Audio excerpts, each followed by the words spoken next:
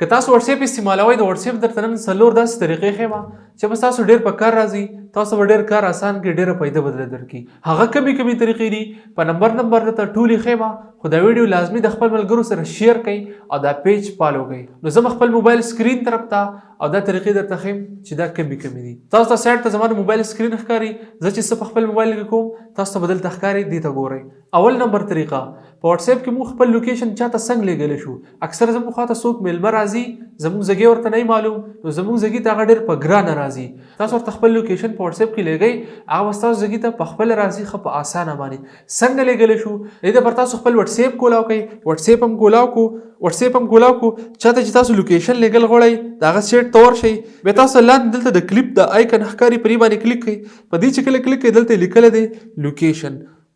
په لوکیشن هم کلیک کو، تاسو ته به دا لوکیشن راوړي.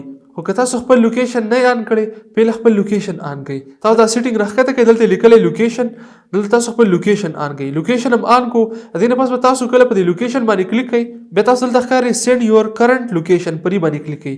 نو تاسو چې په کوم ځای کې یئ نو ستاسو لوکیشن به هغه ته سینډ شي او ستاسو خواته ستاسو ځګی بیا په اسانه باندې موندلی کېږي. دویم نمبر که تاسو څوک یو اهم میسج راولېږي، ډېر امپارټنټ میسج وي، یا د موبایل نمبر یا چېرته د بینک اکاونټ نمبر یا بل داسې یو اهم میسج ستاسو دپاره چې تاسو یې سیو کول غواړئ، خو موږ د ورځې ډېر زیات چیټ کوو، بیا زموږ نه دغه اس ام اس ورک شوی چې دا په کوم ځای کې پروت وي. نو دغه اهم امپارټنټ اس ام اس موږ د ځان سره سیو کولی شو، په یو ځای کې سټار کولی شو. څنګه یې کولی شو؟ اوس دا اس ام اس دا زما لپاره ډېر اهم دی، زه وروسته کتل غواړم چې بیا پسې په چیټ کې نه ګرځم. دې سره موږ څه کوو؟ کوم اس ام اس چې تاسو سټار کول غواړئ په دې باندې به تاسو کلیک کړئ، کلیک هم کوپی، بیا تاسو دا 3 ډاټس ښکاري په دې باندې به کلیک کړئ. په 3 ډاټس هم کلیک کو، بیا په سټار باندې کلیک کړئ، په سټار هم کلیک کو.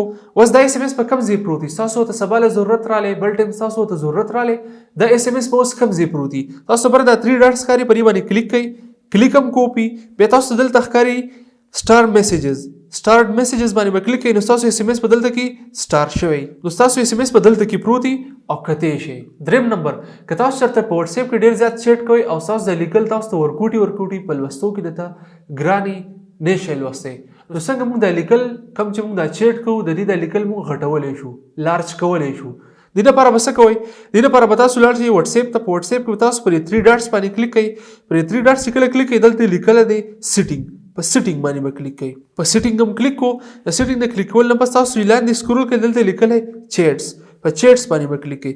په چیټس چې کله تاسو کلیک کړئ دلته لیکلی دی فونټ سایز، پر فونټ سایز باندې به کلیک کړئ. په فونټ سایز چې کله تاسو کلیک کو دا به ستاسو د یا سمال ته یا به میډیم ته تاسو یې لارج ته کوئ. د دې نه پس تاسو کوم چیټ کوئ ستاسو د واتس اپ د فونټ سایز چې کوم دی دا به غټ ورکوټي به نه وي. څلورم نمبر که تاسو وایئ چې زه آنلاین یم، واتس اپ استعمالوم، خو زما ملګرو ته دې پته نه لګي، زما کنټیکټس ته دې پته نه لګي چې دی آنلاین دی، نو دا موږ څنګه کولی شو چې موږ آنلاین یو او زموږ ملګرو ته دې پته نه لګي؟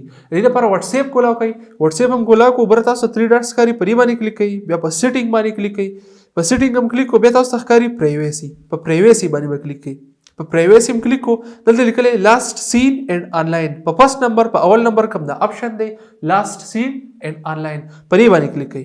په دې هم کلیک کو، دلته بس تاسو د ایوری ون ته یي، د ایوری ون نه به تاسو راوړئ، دا به نو بډي کوي، د نو بډي نه پس به تاسو څه کوئ؟